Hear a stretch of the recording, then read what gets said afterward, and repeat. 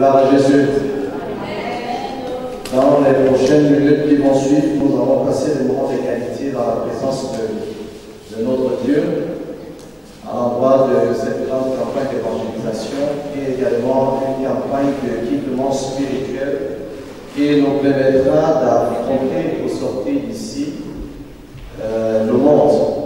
Parce que Jésus dit, il envoie ses disciples, il dit que soyez prudents comme des serpents et simples comme des colombes. Bienvenue dans le Seigneur, dans le sous-thème qui nous a été proposé ce soir. Il s'agit de parler de assumer mon identité en Jésus-Christ à milieu. Combien de personnes sont ici à milieu professionnel? Levons les mains. 1, 2, 3, 4, 5, 6, 7, 8, 9, 10. Ok.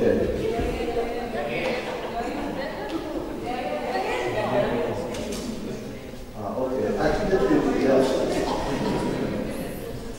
Gloire à Jésus. Mais toujours est-il que vous soyez élève, que vous soyez étudiant, que vous soyez professionnel, vous faites face à des mêmes défis que je vais évoquer tout à l'heure dans cet enseignement.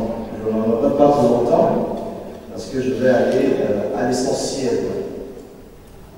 Alors nous allons lire un texte qui est tiré de 1 Jean, chapitre 4, à partir du verset 15.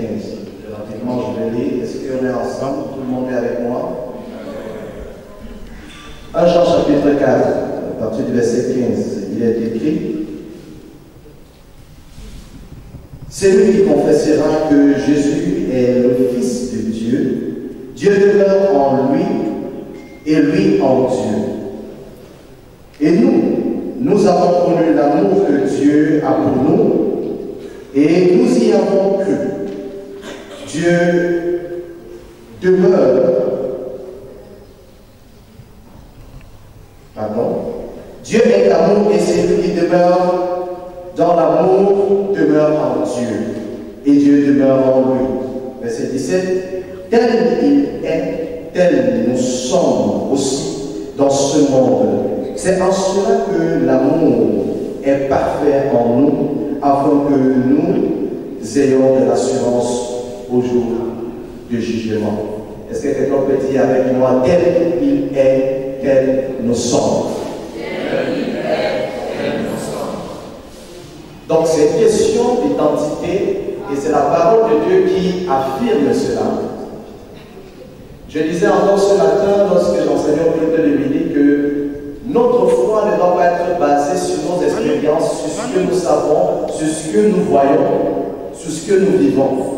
Mais notre foi doit être basée sur ce que Dieu, lui, il a dit. Sur ce que Dieu, lui, il a déclaré. Est-ce que quelqu'un me comprend?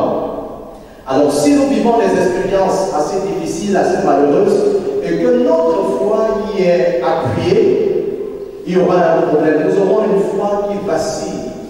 Mais par contre, si notre foi est appuyée sur ce que Dieu a dit nous concernant, alors ça c'est la vérité. Et cela nous permettra d'expérimenter ce que je vais expliquer tout à l'heure. C'est Dieu qui dit cela, que tel il est. Il parle de Jésus, tel nous sommes. Donc, quand tu me regardes là, je ressemble à Jésus. Dis à ton voisin, tu ressembles à Jésus. Donc, même s'il est brun, même si toi tu es noir, s'il est peut-être blanc, et que toi tu as un autre cœur, nous ressemblons à Jésus. Gloire à Jésus. Assumer mon identité. D'abord, c'est quoi assumer? Assumer, c'est prendre la responsabilité d'une tâche, et plus précisément la responsabilité d'un état. Quelqu'un dise avec moi responsabilité. Lorsque Dieu a envoyé Adam sur la terre, il lui a donné la responsabilité sur un certain nombre de choses. Mais nous connaissons l'histoire. Adam n'a pas assumé pleinement toute sa responsabilité. Donc, à un moment donné, Adam a perdu sa responsabilité que Dieu lui avait confiée. Donc, lorsque nous avons choisi ce thème, assumer, responsabilité de mon état. D'accord? Et l'identité, c'est quoi? L'identité, c'est la qualité qui fait d'une chose, hein, elle la même que l'autre. C'est-à-dire, en termes hébreux, l'identité, le mot qui est utilisé en hébreu, c'est également le même mot qui veut dire jumeau. Mais pas jumeau seulement sous l'aspect physique, jumeau dans toutes les dimensions, que ce soit le caractère, que ce soit le physique. Il y a également un autre mot-clé qui est le milieu professionnel. C'est quoi une profession? Alors le milieu professionnel. Le milieu professionnel est le lieu où vous exercez un métier que vous avez appris, moyennant un salaire, un revenu, ou alors, oui, un salaire. Amen. Donc, assumer mon identité en Jésus-Christ dans un milieu professionnel voudrait dire que nous devons prendre la responsabilité de notre image et de notre ressemblance que nous avons en Jésus-Christ dans un milieu où nous devons travailler pour avoir un gain à la fin. Laissez que nous allons d'abord dans le commencement lorsque Adam a perdu son identité. La Bible déclare dans Genèse chapitre 1, à partir du verset 26 jusqu'au verset 27, Dieu émet un projet et dit, faisons l'homme à notre image et à notre ressemblance. Une des choses qui va choquer Lucifer, c'est comme ça qu'il s'appelait au commencement, c'est à cause de l'identité que Dieu a choisi de donner à l'homme. L'identité qu'il a choisi de donner. La raison pour laquelle l'ennemi en veut tellement aux enfants de Dieu, il y a une question de jalousie. Une jalousie qui est liée à ton identité. Ton identité définit ta position. Ton identité définit ce que tu fais ou alors ce que tu as appelé à faire. Ton identité définit les personnes avec qui tu es censé marcher.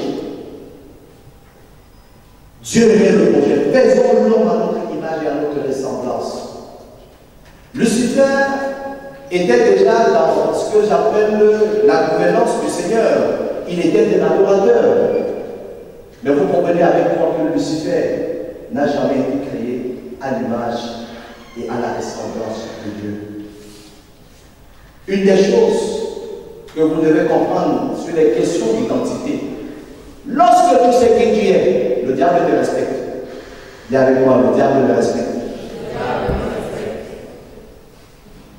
Toutes ces agitations, n'est que de la spéculation qu'il fait. Et les fois où nous tombons dans le piège du diable, c'est parce que justement nous avons laissé notre véritable identité. La Bible dit qu'il a été précipité sur la terre une fois qu'il avait péché au ciel. Et il s'est dit à son cœur qu'il va faire la guerre à l'homme. Adam n'avait rien fait. Mais il n'était pas content de ce que Adam était fait à l'image et à la ressemblance de Dieu. Adam avait c'est-à-dire l'identité de Dieu en personne.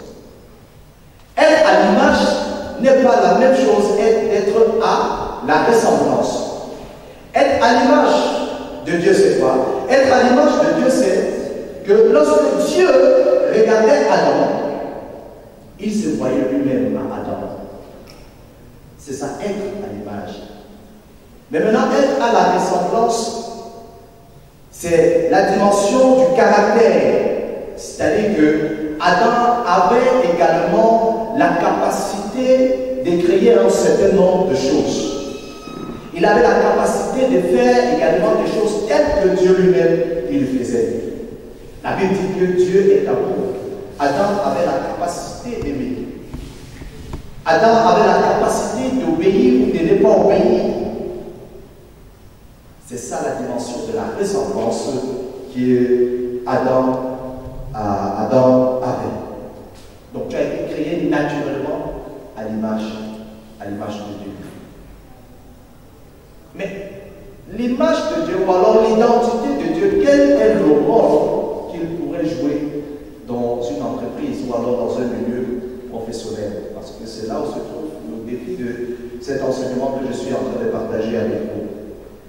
D'abord, le milieu professionnel n'est pas l'église. Ou alors on peut faire la différence entre un milieu professionnel et un milieu spirituel. Lorsque nous venons à l'église, l'église a un cahier de charge, l'église a un objectif à atteindre, qui est celui d'aller évangéliser, qui est celui d'aller annoncer la parole de Dieu. Mais ce n'est pas pareil dans le milieu professionnel ou alors dans l'entreprise dans laquelle vous travaillez. Dans le milieu professionnel, il y a la pression. Dans le milieu professionnel, il y a la compétition. Dans le milieu professionnel, il y a le conflit.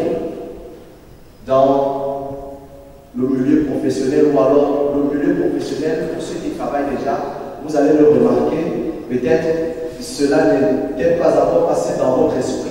Le milieu professionnel est le milieu où vous allez passer plus de temps qu'avec votre famille. Il y a quelqu'un qui a dit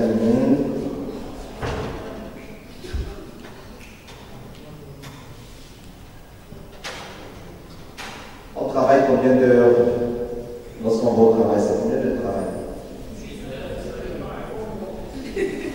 Donc en moyenne c'est 7 heures, n'est-ce pas? Et pour ceux qui sont dans le privé, généralement c'est 10 heures. Ok? Vous passez 10 heures au travail en une journée. Et vous passez combien d'heures avec vos enfants? Pour ceux qui ont des enfants. Parce que quand vous rentrez le soir à 19h ou à 18h, vous n'avez que le temps de, je ne sais pas, de manger, de prendre sa douche, peut-être de regarder le cahier. Et ça ne peut pas vous prendre plus de 2 heures de temps. Supposons que quand vous faites trop, vous pouvez passer au trop 2 heures de temps, soit avec vos enfants ou alors avec les gens qui habitent dans votre maison. Qu'est-ce que je veux par là dire? Je veux par là dire que votre milieu professionnel est votre milieu de vie, en fait. C'est le milieu qui va déterminer votre avenir. C'est le milieu où tout va se jouer. Mais nous ne pouvons pas vivre deux vies. Sinon, nous serons en train de développer ce que les psychologues appellent une double personnalité. Vous ne pouvez pas avoir une vie spirituelle à part, c'est-à-dire à l'église, et avoir une vie professionnelle à part. Comme votre milieu de profession est l'endroit où vous passez plus de temps, vous devez donc être des professionnels spirituels. Il y a avec moi des professionnels spirituels. Quelqu'un n'a pas compris? Des professionnels spirituels. Ça veut dire que nous ne devons pas laisser notre identité à l'église, parce que c'est seulement ici où nous parlons de Jésus. Et que dans le milieu professionnel, nous avons une autre casquette, nous avons une autre identité, bien que les milieux ne soient pas pareils. Mais si nous sommes des chrétiens qui changeons d'identité à tout moment, alors il y aura un problème. Même sur le plan juridique et même sur le plan pénal, quelqu'un qui a deux cartes d'identité a un problème. Si un policier t'attrape, il va t'envoyer en prison. Est-ce que vous savez ça? Vous n'avez pas le droit d'avoir deux cartes d'identité. Dis à ton voisin, tu ne dois pas avoir deux identités. Ou tu ressembles à Jésus, ou tu ressembles à Jésus.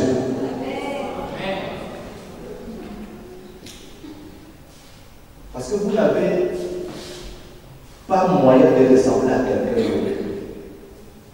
Vous devez tout simplement ressembler à Jésus. Donc, premièrement, je voudrais régler la question du problème de l'identité, qui voudrait que nous ayons une seule identité. Si je te comprends bien, dans ton lieu de travail, et tu ne comprends pas à l'église, ça veut dire que tu as un problème d'identité. Ce n'est pas clair. Il faut que Jésus résolve ça pendant cette semaine d'évangélisation. Il y a des personnes qui peuvent mettre des vêtements d'une certaine dimension, mais à l'intérieur d'eux, ils sont autres que ce qu'ils reflètent. Nous pouvons dégager une parure extérieure, alors qu'à l'intérieur de nous, nous sommes totalement différents.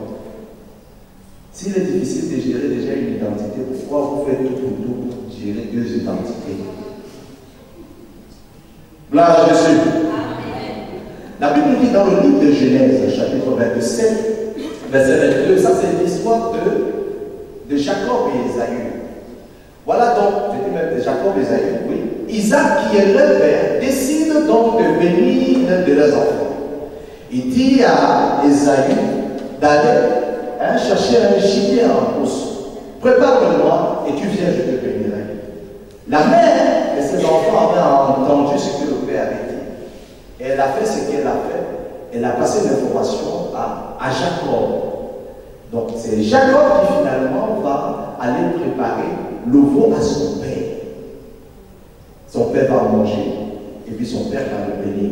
Mais avant cela, son père va dire quelque chose dans Genèse chapitre 25, verset 22, que la voix que j'entends, c'est la voix de Jacob. Mais les mains sont les mains d'Ésaü. Vous voyez un problème d'identité. Demande à ton voisin, qui est Dieu?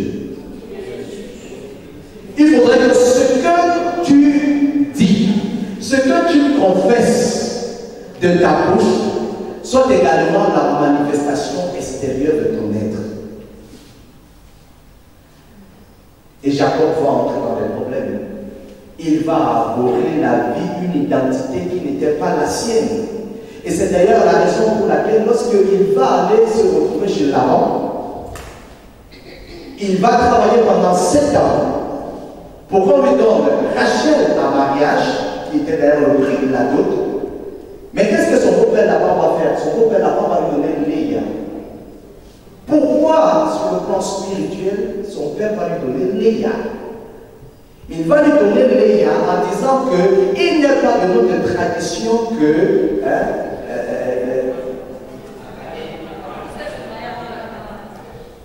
l'aîné, que la petite sœur aille en mariage avant la grande. Mais ça, c'est ce que la Bible dit littéralement. Mais ce qui se passe dans l'oreille spirituelle de ce texte, ou alors la révélation de cette portion de l'histoire de la Bible, c'est que, en fait, les enfants de Rebecca et Isaac, qui étaient Ésaü et Jacob, devaient aller chercher les épouses dans la famille de Rebecca, qui était Laban. Donc, normalement, Léa était promise pour Ésaü. Parce qu'elle était l'aînée de cette famille. D'accord? Et lui aussi, il était l'aîné de la famille de Isaac et de Rebecca. Jacob va se retrouver dans les problèmes parce qu'il a volé l'identité d'une autre personne. Est-ce qu'il voulait Léa? Il se retrouve maintenant avec les problèmes de l'identité qu'il a abordé. Dis à ton voisin, règle ton identité ce soir. Tous les problèmes qu'il va avoir, il va encore travailler 7 ans pour finalement avoir celle que lui, il aimait. Donc, si tu gères 2 identités, alors non seulement tu vas gérer tes propres problèmes en tant que toi et les problèmes de l'identité de la personne que tu as abhorrée. Beaucoup d'entre nous, nous avons des problèmes dans notre milieu professionnel parce que nous n'assumons pas notre identité.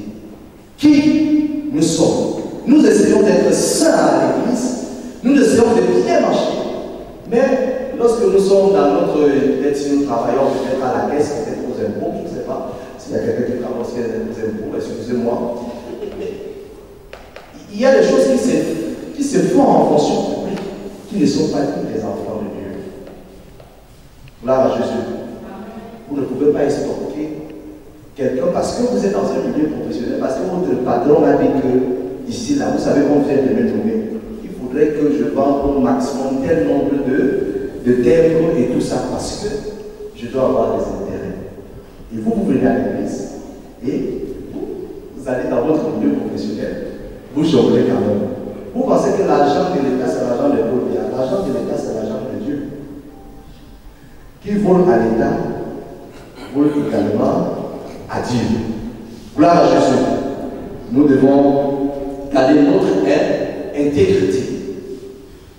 Mais il va falloir que Jacob, justement, retrouve dans son identité. Vous avez entendu quelque part que Jacob a lutté avec Dieu, n'est-ce pas? Honnêtement, est-ce qu'un homme peut lutter avec Dieu? La symbolique de ce que la Bible nous dit, que Jacob avait lutté avec l'Éternel, c'était en fait, c'était la lutte entre le Ésaü qui était en Jacob et le Jacob qui était en Jacob. Donc il fallait que Jacob se débarrasse d'une identité dont il n'avait pas besoin. Est-ce que quelqu'un me comprend? Donc retrouver l'identité en Christ n'est pas une chose facile, surtout quand nous avons plusieurs personnalités et plusieurs identités. Donc vaincre l'autre personne qui n'est pas importante en vous, c'est lutter contre l'Éternel. Et ça n'a pas été facile. Il a lutté. Parce que notre identité n'est pas plus facile. Ce n'est pas du jour au lendemain, on a grandi comme ça, là, ça fait 20 ans, 30 ans et tout ça. Nous avons abordé cette casquette-là. Gloire à Jésus. Il va lutter avec l'Éternel et il va finalement bâtir l'autel à cet endroit-là qu'on appelait Bethel. J'aime souvent dire que Bethel, c'est un mot bassin qui veut dire que Bethel. Oui, puisque c'est à ce niveau où Jacob avait vu une image des escaliers, il voyait les anges monter et descendre. L'image des escaliers, c'est quoi? On dit à Bassa que quand tu as augmenté les gars, là on met un coup, n'est-ce pas? L'image des escaliers est justement le Bethel. Vrai ou vrai?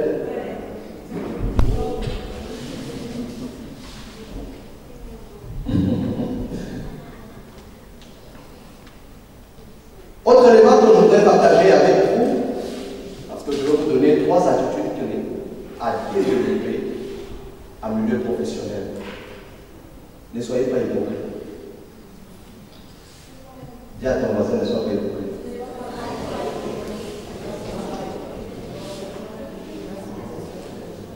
Plusieurs personnes ne savent même pas ce que c'est qu'être hypocrite. Je vais vous expliquer ce que c'est qu'être hypocrite. Être hypocrite, parce que le mot hypocrite vient du grec hypocrito, qui veut dire jouer un rôle. Et dans le grec ancien, le mot hypocrito était également le même mot qui était attribué à acteur. Le théâtre se faisait en Grèce. Et aucun acteur de théâtre ou alors de cinéma, ce n'était pas encore le cinéma à l'époque là, ne pouvait jouer à visage découvert. Il devait porter des masques. Imaginez-vous dans le titre, par exemple, le rôle d'un chef armé que vous devez jouer. Il faut absolument que vous portez le masque. Ou alors si vous jouez peut-être le rôle de Satan dans une présentation, on devait vous donner un masque. Alors dans le grec ancien, on disait que ces gens qui jouaient là étaient les hypocrites. Donc ils étaient des acteurs. C'est de ce mot-là que les Français ont récupéré et ça donnait hypocrite. Donc hypocrite, c'est de jouer un rôle. Hypocrite, c'est ce qui fait le combat à votre véritable identité. Si quelqu'un n'a pas une identité claire et nette en Christ, il sera hypocrite. Parce que peut-être à l'église il est bien et au milieu professionnel il joue un rôle. Ou alors vice-versa. Que quelqu'un dise Amen. Amen. Dis à ton voisin encore ne sois pas hypocrite.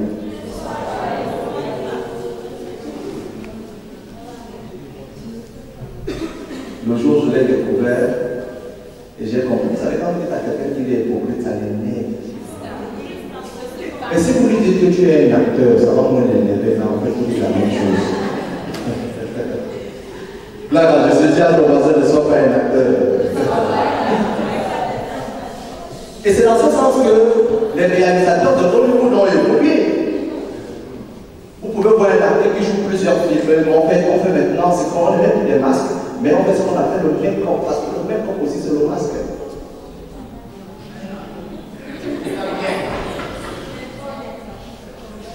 C'est quoi, j'ai produit le pied dans la fourmilière.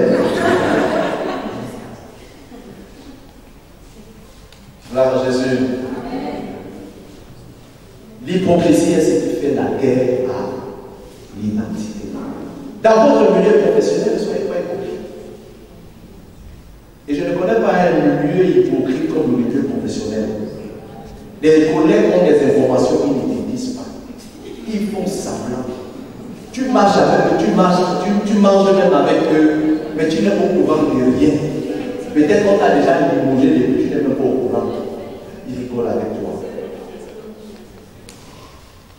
L'hypocrisie.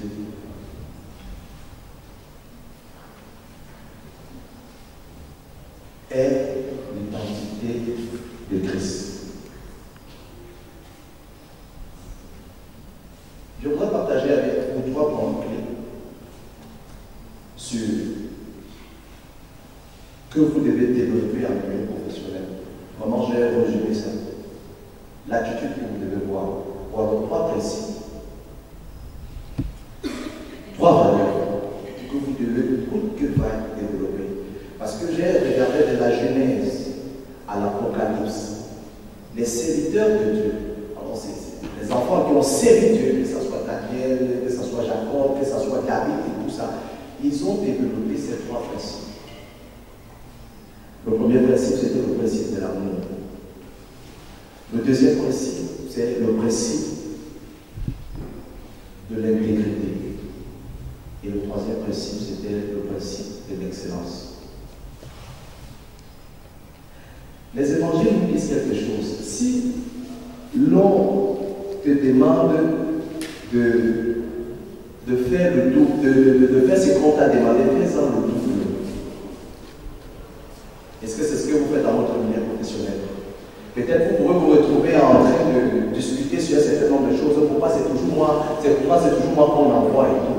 Les recommandations du Seigneur, c'est que si on te dit de faire 1000, fais 2000.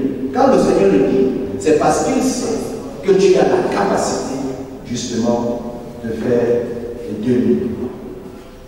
Première valeur en milieu professionnel, c'est que vous devez avoir de l'amour. Vous devez aimer votre travail. J'ai dit que la profession ici, c'est un métier que vous avez appris et que vous exercez moyennant des revenus moyens, un salaire. D'accord? Si vous travaillez et vous n'aimez pas ce que vous faites, vous aurez un problème. Vous allez développer l'hypocrisie, vous allez développer le masque. Pourquoi? Parce que vous faites semblant de pouvoir aimer ce que vous faites, alors au fond, vous n'aimez pas cela. L'amour dans toutes ses dimensions. Il faut aimer son patron. Même s'il est comment, même s'il est blanc, noir, jaune et tout ça, aime-le. J'ai observé quelque chose quand j'étais au lycée. C'était que quand tu n'aimais pas un prof, le premier jour il a la classe, le premier sentiment que tu as mis avec les autres là, tu risques de ne pas avoir la moyenne dans son matière. Tu n'auras pas. Merci pour la confirmation. Donc, si tu es dans un milieu professionnel et qu'on a affecté un nouveau patron, souvent ceux qui sont dans l'administration, surtout les fonctionnaires, souvent quand on affecte un directeur, ce qui se passe souvent parmi les fonctionnaires, c'est qu'on a souvent l'information.